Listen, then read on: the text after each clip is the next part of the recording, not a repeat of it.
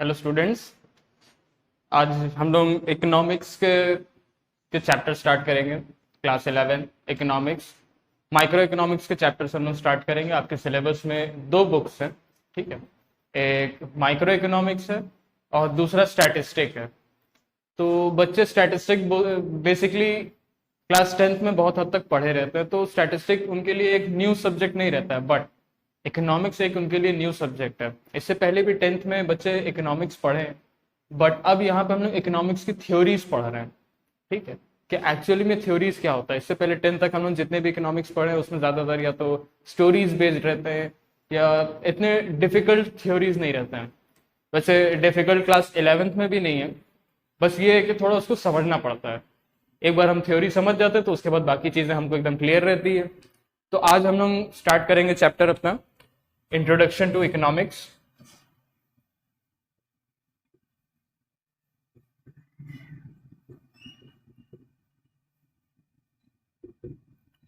तो जैसे कि हम लोग जानते हैं कि हर सब्जेक्ट में एक बेसिक चीजें होती हैं, ठीक है। इकोनॉमिक्स के जो पढ़ाई हम लोग कर रहे हैं, इकोनॉमिक्स हम लोग एज अ चैप्टर अगर हम लोग पढ़ रहे हैं या एज अ सब्जेक्ट अगर हम लोग पढ़ रहे हैं, तो कुछ चीजें होंगी जिसकी वजह से हम लोग को इकोनॉमिक्स पढ़ना पड़ रहा है। जैसे अगर हमको कैलकुलेशन करना होता तो हम मैथ्स के बारे में थोड़ा ज्यादा डीप में पढ़ते हैं। अगर हमको साइंस से रिलेटेड कुछ पढ़ना है, ठीक है, अगर हमको केमिस्ट्री से रिलेटेड कुछ पढ़ना है, आयन से रिलेटेड कुछ पढ़ना है, तो हम लोग के लिए वो एक स्पेसिफाइड सब्जेक्ट्स होते हैं। तो इकोनॉमिक्स जो हमारा सब्जेक्ट है, ये बेसिकली तीन चीजों के ऊपर फोकस करता है, और ये जो पूरा सब्जेक्ट है वो सिर्फ इन्हीं तीन चीजों के अराउंड रिवॉल्व करता है। इन्हीं तीन चीजों को कैसे देखना है, कैसे क्या, कैसे इनको यूज करना है ताकि हमारे डे टू डे लाइफ और बेटर हो सके। तो इकोनॉमिक्स पढ़ने के मेन 3 रीजन है, जिसमें से पहला रीजन है स्कार्सिटी। तो स्कार्सिटी हम लोग किसको बोलते हैं? स्कार्सिटी किसी भी चीज की कमी को, बेसिकली स्कार्सिटी ऑफ रिसोर्सेज होता है,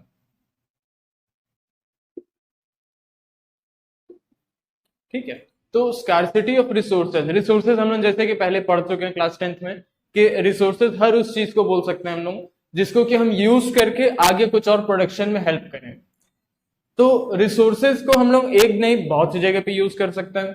अच्छा, स्कार्सिटी का मतलब उसकी कमी। तो हम लोगों को पता है कि हमारे जितने भी रिसोर्सेज हैं, अब हम उसमें नेचुरल रिसोर्सेज को ले लें, ठीक है, या मैन मेड रिसोर्सेज को ले लें, जितने भी टाइप के रिसोर्सेज हैं सारे रिसोर्सेज स्कार्स हैं, लिमिटेड है, ठीक है। तो हम लोगों को उनके यूज एक बेसिक तरीके से करना है ताकि हम लोग उनसे अभी भी फायदा उठा सके और हम लोग आगे भी फायदा उठा सके। तो एक हिसाब से सस्टेनेबल डेवलपमेंट के लिए हम लोग स्कार्सिटी के बारे में, मतलब रिसोर्सेज के बारे में हम पढ़ रहे हैं इन इकोनॉमिक्स, ठीक है।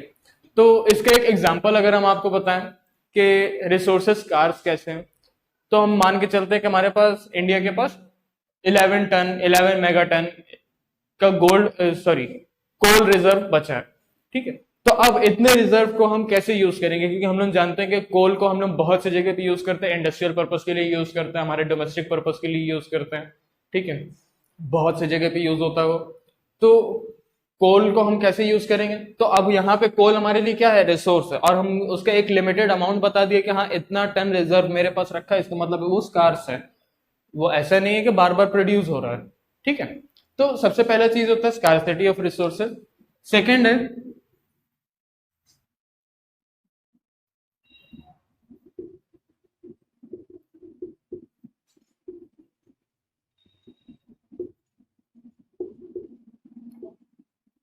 अनलिमिटेड यूजेस ऑफ रिसोर्सेज, ठीक है। तो अनलिमिटेड यूजेस है रिसोर्सेज का। अब जैसे हम एग्जांपल दिया था आपको कोल का, तो कोल का ही अगर हम एग्जांपल लेके चलते हैं तो उसके यूजेस अनलिमिटेड हैं। हम उसको डोमेस्टिक पर्पस के लिए भी यूज कर सकते हैं, पहले घरों में भी कुछ चूल्हा जलाने के लिए कोल यूज हुआ होता था। आज के डेट में बहुत सी जगह पे फर्नेस जलाने के लिए यूज होता है, आयरन इंडस्ट्रीज में यूज होता है, थर्मल पावर प्लांट में यूज होता है, तो उसके बहुत सारे रिसोर्स यूजेस हैं, ठीक है। अब अगर हम बात करें सिर्फ अगर कोल के एज अ रिसोर्स अगर हम बात कर रहे हैं, तो अगर कोल है मेरे पास, उसको हम यूज करके थर्मल पावर प्लांट में इलेक्ट्रिसिटी जनरेट कर सकते हैं, या तो फिर हम उसको आयरन इंडस्ट्री में यूज करके आयरन का और स्टील का प्रोडक्शन कर सकते हैं। तो अब ये हमको डिसाइड करना है कि इस स्कार्स रिसोर्स को हम कैसे यूज करें। तो ये दो मेन रीजन हो गए। सबसे पहले ठीक है। उसके बाद तीसरा है वो बहुत अतरंगी रीजन है जिसके लिए हम लोग इकोनॉमिक्स पढ़ते हैं।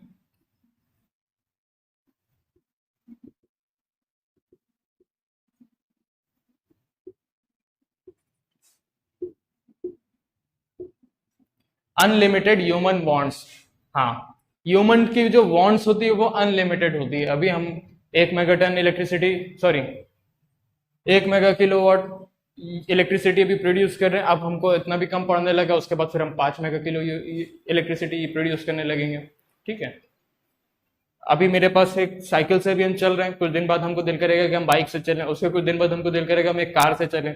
तो ह्यूमन वांट्स जो है वो अनलिमिटेड है, वो कभी फिनिश नहीं हो सकते। कभी एज एक ह्यूमन कभी भी सेटिस्फाई नहीं हो सकता। ठीक है। तो ये 3 मेन रीजन है जिनके लिए हमको इकोनॉमिक्स पढ़ना पड़ता है। ठीक है।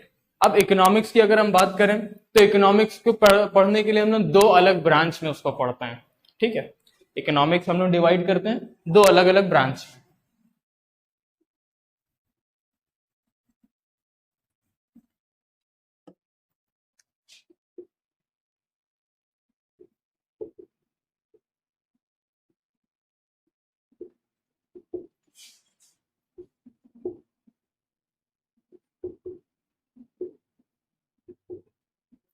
माइक्रो इकोनॉमिक्स और मैक्रो इकोनॉमिक्स। तो एग्जाम्स में अक्सर क्वेश्चन पूछते हैं इसकी डिफरेंसेस में, और बच्चे अक्सर इसमें कंफ्यूज होते हैं कि माइक्रो इकोनॉमिक्स और मैक्रो इकोनॉमिक्स में मेजर डिफरेंस क्या है। तो इसको समझने के लिए एक ट्रिक है कि माइक्रो का जो आई है ये रिप्रेजेंट करता है इंडिविजुअल बेसिस में जब हम इकोनॉमिक्स पढ़ते हैं, और मैक्रो का जो ए है ये रिप्रेजेंट करता है एग्रीगेट लेवल पे जब हम इकोनॉमिक्स पढ़ते हैं। तो इंडिविजुअल और एग्रीगेट होता क्या है? इंडिविजुअल मतलब अगर हम सिर्फ पर्टिकुलर किसी एक आदमी की बात कर रहे हैं तो ये होता है मेरे लिए इंडिविजुअल। ठीक है। अगर सिर्फ हम अपनी बात कर रहे हैं, अगर सिर्फ मैं अपनी बात कर रहा हूँ कि मेरे लिए इकोनॉमिक्स या मेरे कोई भी सेटअप के लिए या मेरे किसी भी दुकान के लिए अगर हमको इकोनॉमिक्स से रिलेटेड हमको हेल्प लेना है तो इसमें हम वो मेरे लिए इंडिविजुअल हो गया। इंडिविजुअल इकोनॉमिक्स को हम माइक्रो इकोनॉमिक्स बोलते हैं। ठीक है। बट अब अगर हम एक कंट्री की बात कर रहे हैं, एक स्टेट की बात कर रहे हैं या एक सिटी की बात कर रहे हैं, तो सिटी में सिर्फ एक लोग तो रहते नहीं है या एक आदमी तो रहता नहीं, बहुत सारे लोग रहते हैं, बहुत सारे ह्यूमन बीइंग है, बहुत सारे लोग हैं। ठीक है। तो इन सब के जब हम इन टोटल अगर हम बात करते हैं तो हम एग्रीगेट की बात करते हैं। ठीक है। तो ये हो गया हम लोगों का डिफरेंसेस माइक्रो इकोनॉमिक्स और मैक्रो इकोनॉमिक्स में। ठीक। इसमें और भी कुछ पॉइंट्स हैं। इसके पॉइंट्स ये है कि ये एक स्टैटिक यूनिट है, स्टैटिक कंसेप्ट है। ये एक डायनामिक कंसेप्ट है।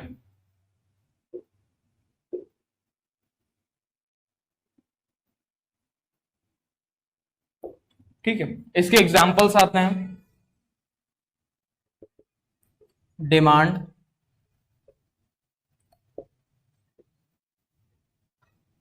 सप्लाई। ठीक है। डिमांड है किसी भी सामान, किसी भी एक ऐसी कमोडिटी है जिसके हमको डिमांड देखना है तो हम लोग इंडिविजुअल में उसको पढ़ते हैं।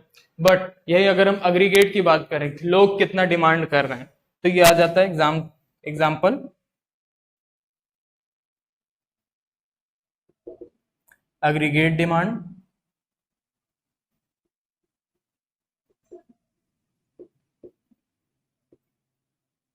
कॉमा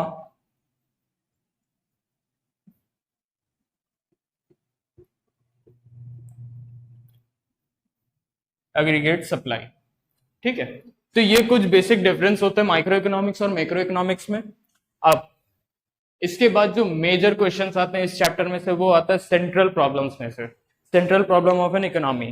तो central problem of an economy के लिए हमको इकोनॉमी समझना ज्यादा बेटर है। पहले ये समझे कि इकोनॉमी होती क्या है।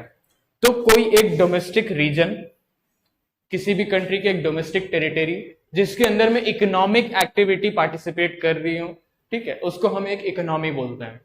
ठीक है।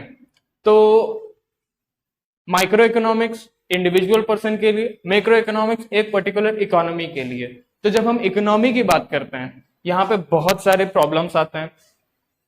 इनमें से इन सबको अगर हम प्रिसाइज करके बात करें तो प्रिसाइसली इसमें 3 मेजर प्रॉब्लम्स होते हैं।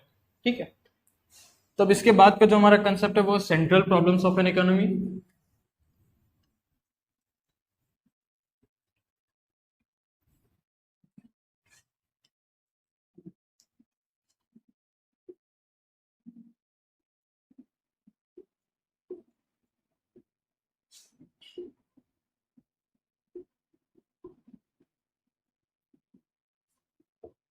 Central problems of an economy. इस कंसेप्ट में मेजर 3 प्रॉब्लम के बारे में हम लोग डिस्कस कर रहे हैं। सबसे पहला प्रॉब्लम, व्हाट टू प्रोड्यूस। तो हम लोग जैसे कि अभी इससे पहले कंसेप्ट में हम लोग समझे कि रिसोर्सेज जो है वो स्कार्स है, ठीक है, और उसके अनलिमिटेड यूजेस हैं। तो जब अब मेरे पास लिमिटेड रिसोर्स है, हम उसको यूज करके ऐसा क्या प्रोड्यूस करें कि मेरी इकोनॉमी ग्रोथ करे, ठीक है। तो इसमें प्रॉब्लम्स आता है। सबसे पहला प्रॉब्लम होता है व्हाट टू प्रोड्यूस का। तो अब व्हाट टू प्रोड्यूस में बुक्स में मोस्टली दिया रहता है एग्जाम्पल ब्रेड या बटर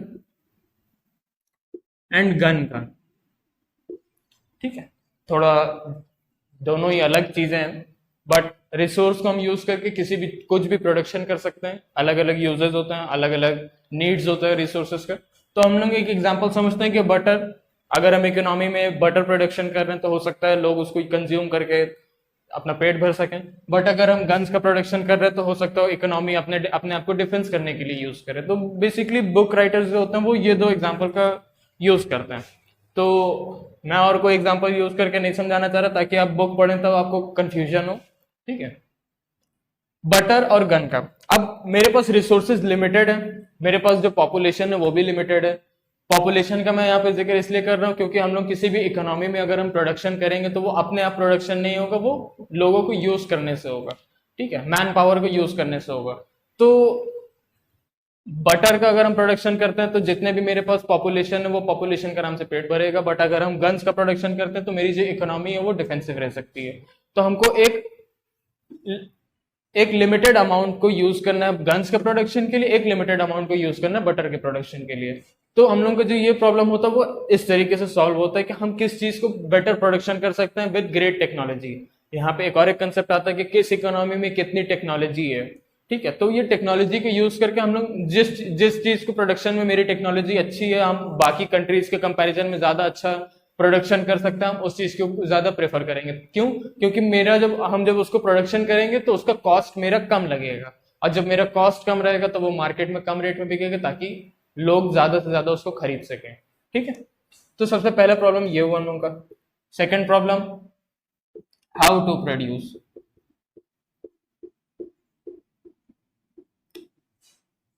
अब जैसे हम आपको बताए कि प्रोडक्शन करने के लिए हमको मैन पावर की जरूरत है। अब यहाँ पे वही प्रोसीजर आ जाता है कि प्रोडक्शन अगर हम करें, हम जैसे डिसाइड कर लिए कि ठीक है हम बटर का प्रोडक्शन करेंगे। अब बटर का प्रोडक्शन हमको करना है तो कैसे प्रोडक्शन करना है, मशीन्स का यूज करके या लोगों का यूज करके, ठीक है। तो अब यहाँ पे 2 कंसेप्ट आता है, 2 टॉपिक आते हैं, ठीक है।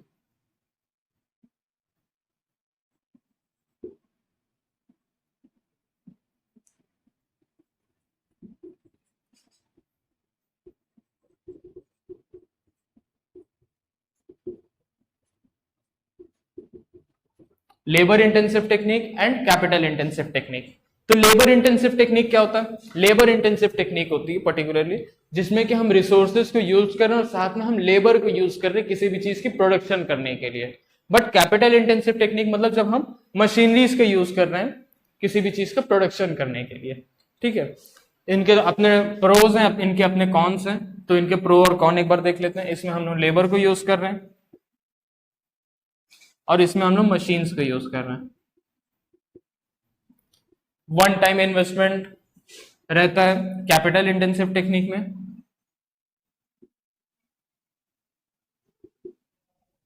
मतलब अगर हम मशीन्स के यूज कर रहे हैं तो हमको मशीन सेटअप करने के लिए सिर्फ वन टाइम इन्वेस्टमेंट करना है, उसके बाद फिर हमको मशीन्स के ऊपर इतना खर्च नहीं करना, सिर्फ उनके रिपेयर पे या मेंटेनेंस के ऊपर खर्चा करना। बट अगर हम लेबर इंटेंसिव टेक्निक यूज करते हैं तो ये वन टाइम इन्वेस्टमेंट टेक्निक नहीं है, इसमें हमको रेगुलर बेसिस में इन्वेस्टमेंट करना रहेगा, हमको नए लोगों को हायर करने रहेंगे, ठीक है।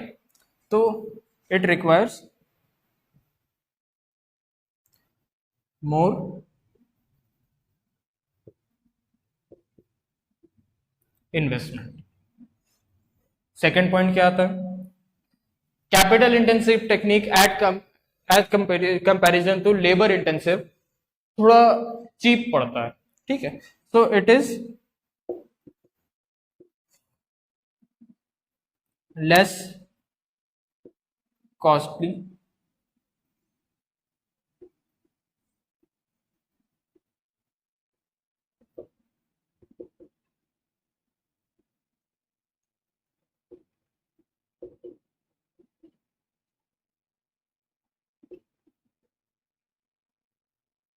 इन comparison to labour intensive technique, but labour intensive technique वहीं पे थोड़ी कॉस्टली पड़ती है। क्यों लेबर इंटेंसिव टेक्निक कॉस्टली पड़ती है?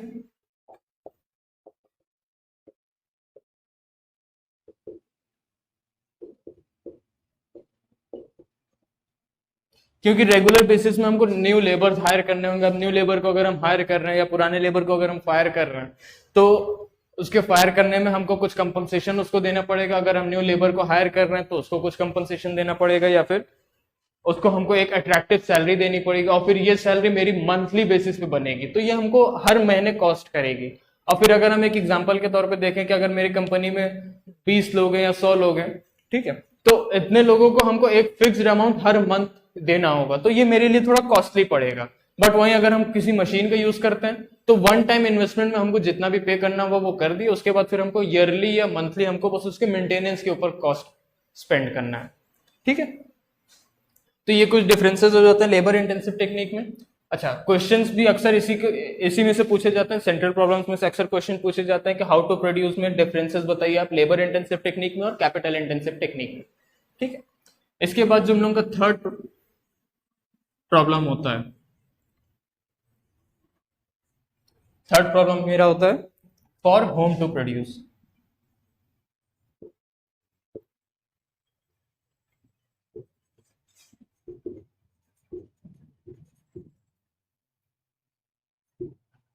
फॉर होम टू प्रोड्यूस में ये प्रॉब्लम आता है कि अगर हम प्रोडक्शन कर रहे हैं, अगर हम बटर का प्रोडक्शन कर रहे हैं और हमको ये भी पता चल गया कि हम लेबर का यूज करके प्रोडक्शन कर रहे हैं या कैपिटल का यूज करके अगर हम प्रोडक्शन कर रहे हैं, तो हमको पता तो चल गया कि हम क्या चीज का प्रोडक्शन कर रहे हैं और क्या चीज को यूज करके हम प्रोडक्शन कर रहे हैं। बट अब मेन चीज आ रहा है कि हम प्रोडक्शन करने के बाद बेच किसको रहे हैं। अब हमको ये देखना है कि हम इसको डोमेस्टिक में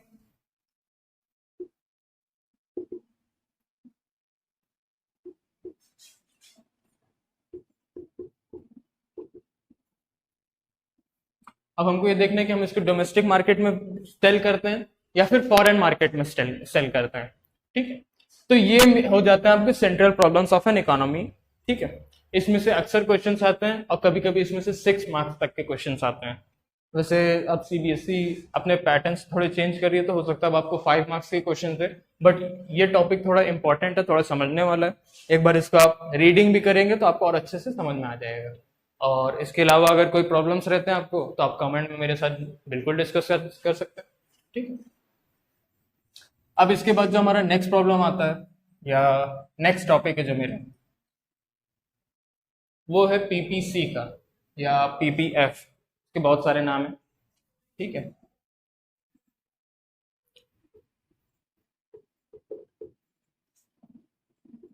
production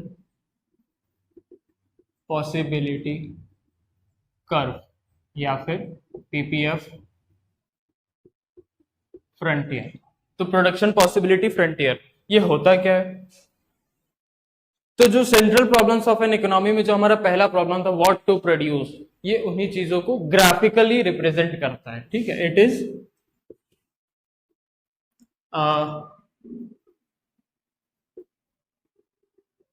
graphical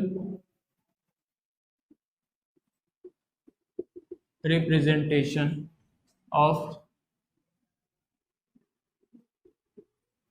given income and any two commodities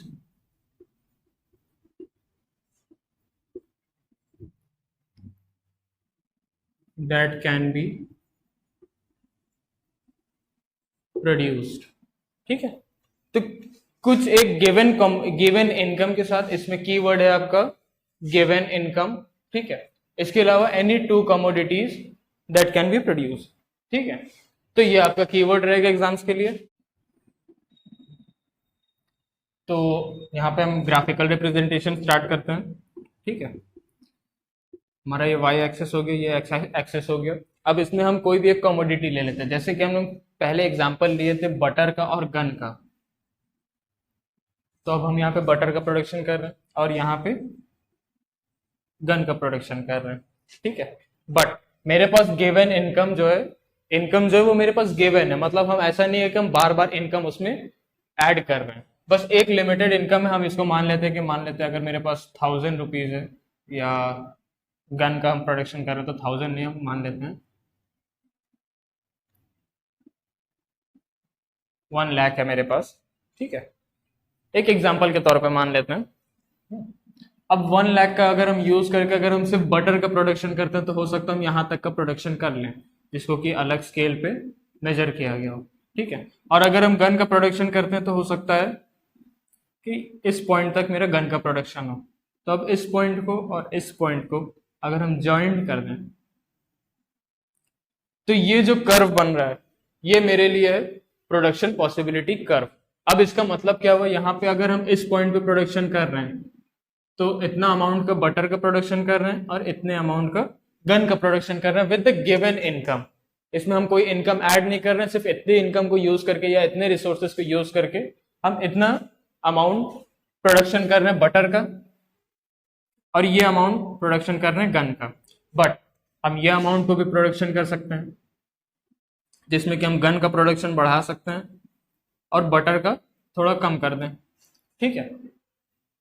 तो प्रोडक्शन पॉसिबिलिटी कर्व में दो पॉइंट्स होते हैं, एक पॉइंट्स होते हैं अटेनेबल पॉइंट्स, एक पॉइंट्स होते हैं जो कि अनअटेनेबल होते हैं। अटेनेबल मतलब ऐसे पॉइंट्स जिसको कि हम अटेन कर सकते हैं, और अनअटेनेबल पॉइंट उनको बोलते हैं जिनको कि हम अटेन नहीं कर सकते। अटेन करने का मतलब उनको हम वहां तक हम नहीं पहुंच सकते, ठीक है।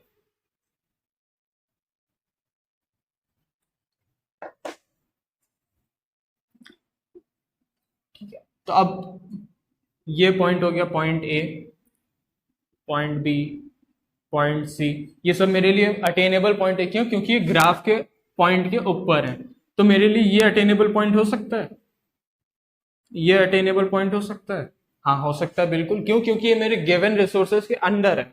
इसके बस ये होगा कि अगर हम पॉइंट डी पे प्रोडक्शन करते हैं तो इसके अलावा मेरे पास रिसोर्सेज कुछ बच जाएंगे। तो हम इकोनॉमिक्स में हम लोग ये मान के चलते हैं कि हम जितने भी रिसोर्सेज है मेरे पास हम उनको फुल्ली यूटिलाइज करके हम प्रोडक्शन करना चाह रहे हैं। तो अगर हम फुल्ली यूटिलाइज करके प्रोडक्शन करेंगे तो हम या तो पॉइंट ए पे ऑपरेट करेंगे या तो पॉइंट बी पे ऑपरेट करेंगे। पॉइंट डी पे हम ऑपरेट करना नहीं चाहेंगे।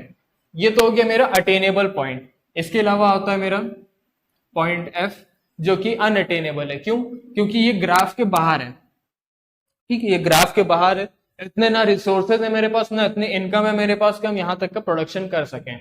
और यहाँ पे प्रोडक्शन करने का मतलब है बटर का एक पर्टिकुलर अमाउंट और एक पर्टिकुलर अमाउंट गन का प्रोडक्शन करना है, तो इतना मेरे लिए अटेन कर पाना अभी मुमकिन नहीं है। तो इसीलिए इसको हम अनअटेनेबल पॉइंट बोलते हैं, ठीक है। इसमें एक और एक कंसेप्ट आता है आपका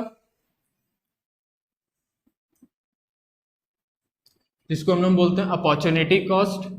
अब अपॉर्चुनिटी कॉस्ट क्या होता है? अपॉर्चुनिटी कॉस्ट का अपॉर्चुनिटी कॉस्ट